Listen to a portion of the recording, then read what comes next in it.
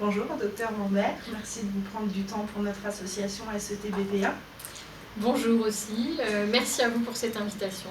Est-ce que vous pouvez vous présenter et présenter votre métier qui est donc généticienne? Alors, moi je suis docteur Laetitia Lambert, je suis praticien hospitalier au sein du CHRU de Nancy.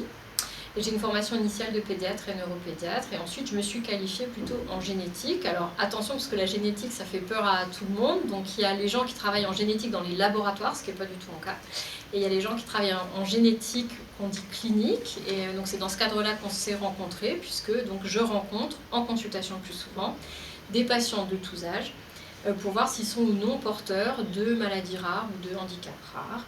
Et donc mon cœur de métier c'est vraiment ça, c'est de reconstituer l'histoire des familles.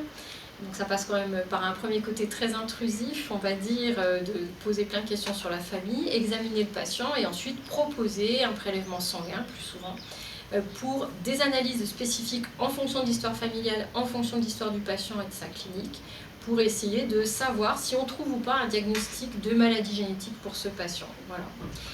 Très bien. Donc notre fils Louis a été diagnostiqué en octobre 2021 du gène SETBP1. Est-ce que vous pouvez s'il vous plaît nous en dire davantage sur cette maladie?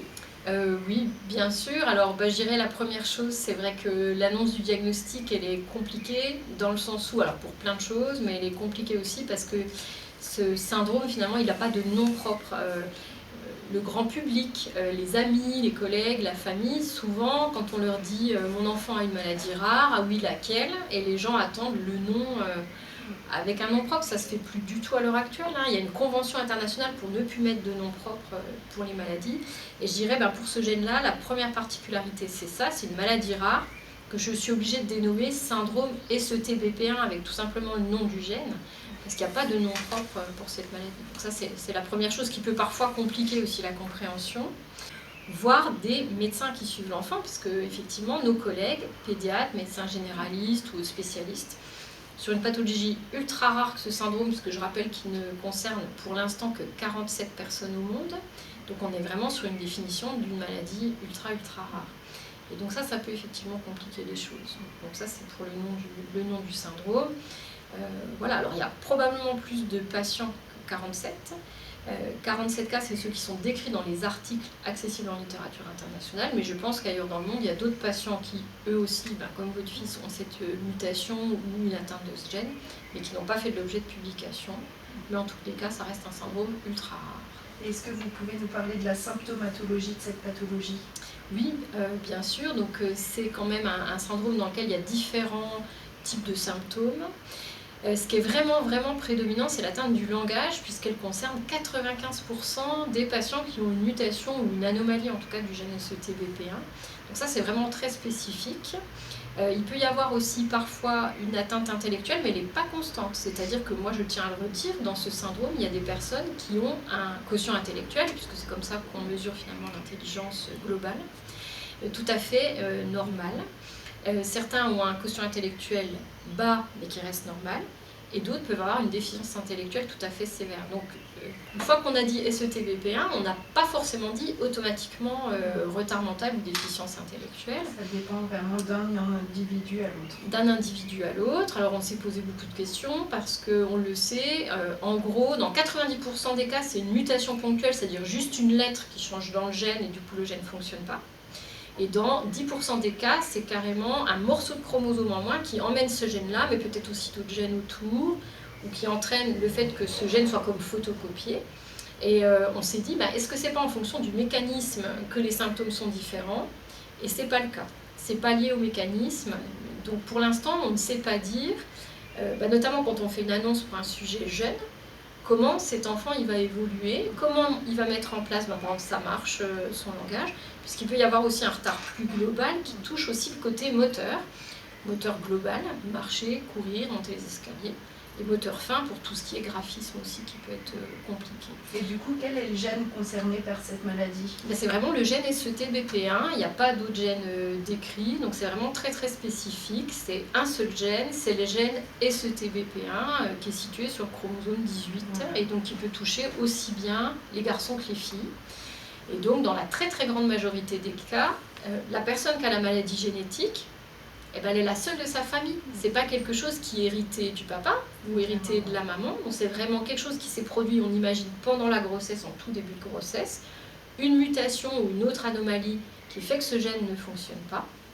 En tout cas, une des copies du gène, puisque la deuxième copie est normale, mais malheureusement, cette copie qui ne marche pas, ça suffit à ce qu'il puisse y avoir l'apparition des signes. Y a-t-il un traitement pour cette maladie génétique? Alors, il y a des traitements dans le sens où on va s'adapter au patient, on va s'adapter à ses symptômes. Donc, je vous ai beaucoup parlé jusqu'à présent du trouble du langage. Alors, effectivement, dans cette maladie, il est hyper important qu'il y ait une prise en charge orthophonique, précise, précoce, parfois peut-être lourde, 2 à 3 fois par semaine, surtout quand l'enfant est en train de faire l'acquisition de son langage. D'autant que dans cette maladie, assez souvent finalement, il y a aussi les patients qui ont une espèce d'hypotonie au niveau de la bouche, avec un bavage alors qu'ils ont déjà 2 ans, 3 ans et qui devraient normalement ne plus avoir ce bavage. Et donc l'orthophoniste, elle peut vraiment travailler sur la motricité, le tonus de la langue, des lèvres, des joues. Ça peut aider aussi tout ce qui est alimentaire, mais aussi sur la mise en place du langage. Donc en ça, ce sont des soins, c'est un traitement, mais ce n'est pas une réparation du gène. À l'heure actuelle, il n'y a pas de thérapie génique sur ce gène SETBP1, il n'y a pas d'autres, molécules injectables ou médicaments à prendre. Et donc les soins, ça va être vraiment de coordonner tout ce qui est rééducation, bilan, adaptation des outils. On peut imaginer qu'un enfant qui a des troubles de motricité fine, au départ, on peut, grâce à par exemple de l'ergothérapie, mettre en place des outils pour qu'il puisse tenir le crayon, commencer le graphisme, et puis plus tard, on peut switcher finalement sur l'outil informatique, l'ordinateur, pour que l'enfant ne soit pas trop pénalisé dans sa scolarité parce qu'il a ce trouble de motricité. Donc ce sont des traitements qu'on nous on dit symptomatiques, c'est-à-dire qui s'adaptent aux symptômes, mais il n'y a pas de traitement du gène à proprement parler. Du coup, est-ce qu'on peut déceler une maladie génétique avant une grossesse? Alors oui, parfois, mais pour ça, je dirais il faut qu'il y ait déjà un diagnostic posé dans la famille. Donc si dans la famille quelqu'un a cette maladie génétique, nous on est tout à fait à même en consultation de recevoir les autres personnes de la famille ou bien les parents de cette personne-là pour savoir si cette maladie elle est que chez cette personne ou si elle a été héritée finalement, parents, grands-parents, etc. et donner ce qu'on appelle un conseil génétique. Et donc à ce moment-là, oui, bien sûr, on a des moyens techniques lorsque les choses sont déjà très bien typées, qu'on sait exactement quelle mutation chercher, ou quelle anomalie de chromosome chercher.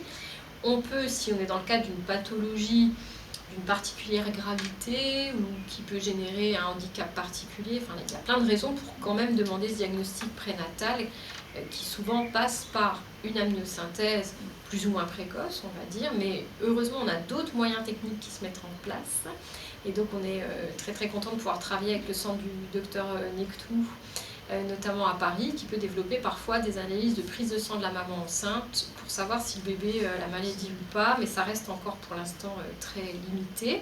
Après, peut-être pour parler plus particulièrement du syndrome SETBP1, comme dans ce syndrome, il n'y a pas de malformation à proprement parler, pas de malformation du cœur, des reins, du cerveau ou que sais-je, les éléments vus à l'échographie sont normaux, et donc on n'a pas de moyen, en tout cas à l'heure actuelle, je pense, de faire ce diagnostic. Le seul moyen de faire ce diagnostic, ce serait éventuellement si quelqu'un dans la famille a le syndrome et qu'on pense qu'il y a un risque de transmission pour un autre enfant, alors oui, on irait chercher précisément la mutation déjà connue. Mais pour moi, ça ne fait pas partie d'une maladie pour laquelle on pourra évoquer le diagnostic, par exemple, sur les échographies. Donc ça, c'est sûr.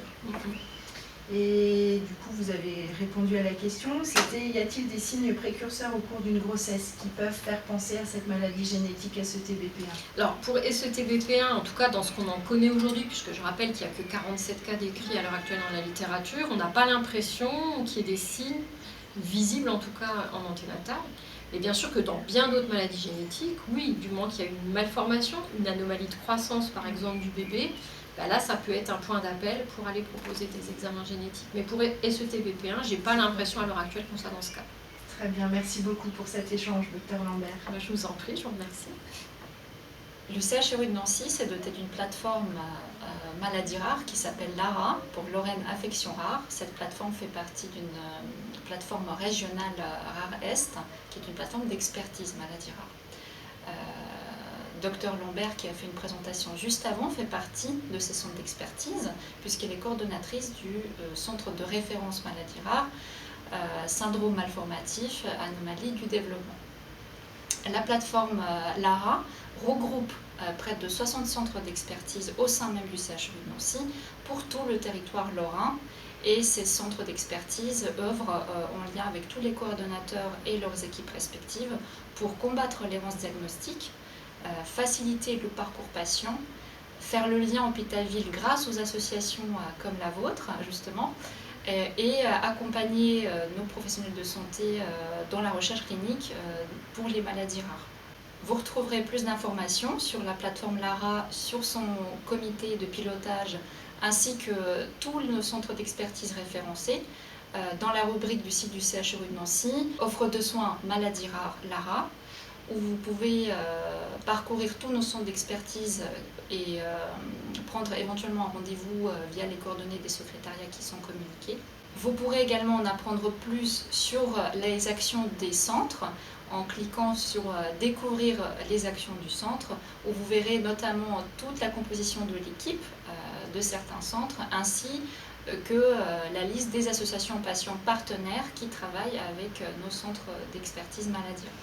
Et pour toute question éventuelle liée à la plateforme LARA, n'hésitez pas à nous faire un mail à l'adresse mail maladiesrares tout attaché au pluriel @chru-nancy.fr.